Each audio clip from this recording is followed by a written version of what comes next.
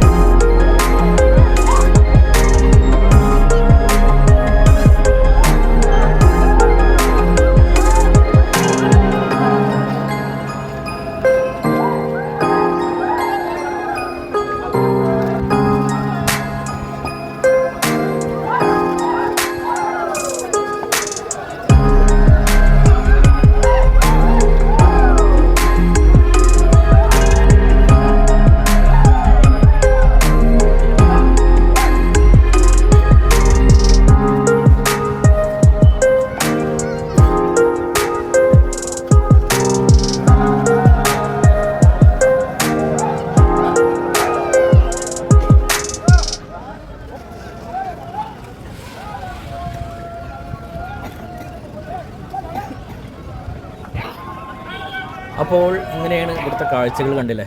ഇതിങ്ങനെ ഓരോ കാളകളെയും ഇങ്ങനെ എഴുന്നള്ളിച്ചിട്ട് പിന്നെ കാളകളുടെ കൊമ്പ് എല്ലാം അങ്ങനെ ഫുൾ സെറ്റിങ്സ് അഴിച്ചെടുക്കുക ചെയ്യുക അവർ. ഇതൊക്കെ നമ്മൾ കാണേണ്ട കാഴ്ചകളാട്ടോ. ഇതൊന്നും മിസ് ചെയ്യാൻ പാടില്ല ഒരിക്കലും ജീവിതത്തിൽ. അത്രയും നല്ല വൈബുള്ള കാഴ്ചകളാണ് അവിടെ കാണുന്നത്. കാളകളെ കൊണ്ടുപോകാനുള്ള വണ്ടികളും കാര്യങ്ങളും അവിടെ എത്തിയിട്ടുണ്ട്. അപ്പോൾ കാളകളങ്ങനെ അഴിച്ചെടുക്കുകയാണ് വേണ്ട. കൊമ്പ് കൊണ്ടുപോകാൻ 2-3 ആൾക്കാരാണ് ഒരു കൊമ്പ് പിടിച്ചിരിക്കുന്നത്. അത്രയും ഒരു 10 അടി 12 അടി ഹൈറ്റുള്ള കൊമ്പുകളാണ്. 2 ആൾ ഹൈറ്റ് 3 ആൾ ഹൈറ്റ് ഒരു കൊമ്പിന് വരും. അപ്പോൾ ഇതുപോലെ 46 കാളകളെയും ഇങ്ങനെ അഴിച്ചെടുത്തിട്ട് കൊണ്ടുപോകണം. എന്തായാലും സമയം ഏകദേശം ഉച്ചയായി കഴിഞ്ഞിരിക്കുന്നത്. 11 മണിയാകുമ്പോൾ ഞാൻ അവിടെ നിന്ന് പോകുന്നു. മോളേറ്റ് ഹോസ്പിറ്റലിൽ പോകേണ്ട ആവശ്യമുണ്ടായിരുന്നു. അങ്ങനെ ഞങ്ങൾ ഓങ്ങലിൽ പോകുമ്പോഴാണ് ഇത് കണ്ടോ 12:30-1 മണി സമയത്താണ് കാളകളെ ഇങ്ങനെ വണ്ടിയിലേറ്റ് ഇങ്ങനെ കൊണ്ടുപോകുന്ന കാഴ്ച. അതും നല്ലൊരു കാഴ്ചയാണ് കേട്ടോ.